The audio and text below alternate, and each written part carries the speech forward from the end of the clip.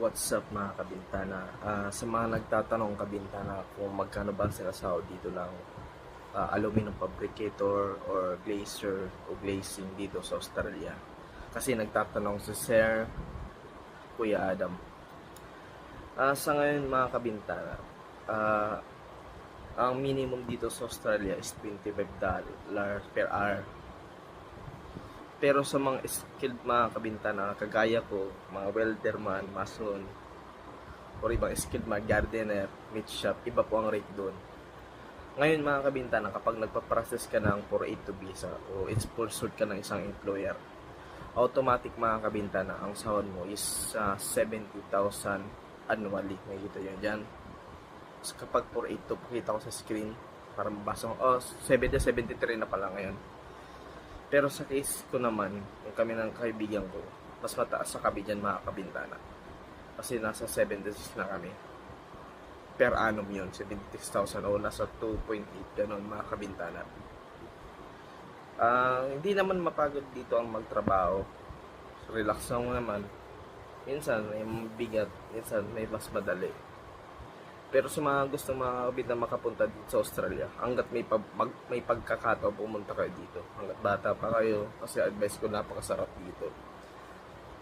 Wag, kung iniisip nyo na wala kayong experience sa overseas, pero may experience sa Pilipinas na makakuha kayo ng COE, go nyo yun na.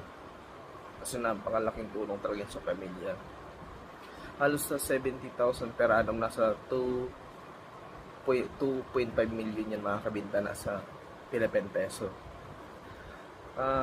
Sa ano naman, sa cost of living na naman sila sabi nilang mataas. Depende. Depende yun kasi may mga murang upa lang naman. Minsan makakuha ka dito ng 175 per week or ano lang yung mga kabintana, 5,000 o per week lang yan. Hindi naman masyado pabigat kasi mababa na yan. Sa amin, tatlo kami dito sa bahay. Tigo 195 lang kami. Tapos depende na yan kung may bisyo ka. Kung wala ka naman bisyo, makakatipid ka talaga. Kasi mga advice ko lang mga kabintana, hanggat maaari nang may opportunity kayo makapag-abroad, abroad na kayo kasi mas maganda talaga. Iba yung makakaipon ka talaga. Yun lang mga kabintana. Sana makatulong. Bale, maglalagay pala ako dito sa comment bottom yung mga agency. Yung link kasi na-post ko na yan dati. Check nyo na lang, panoorin nyo. Legit yun mga kabintana.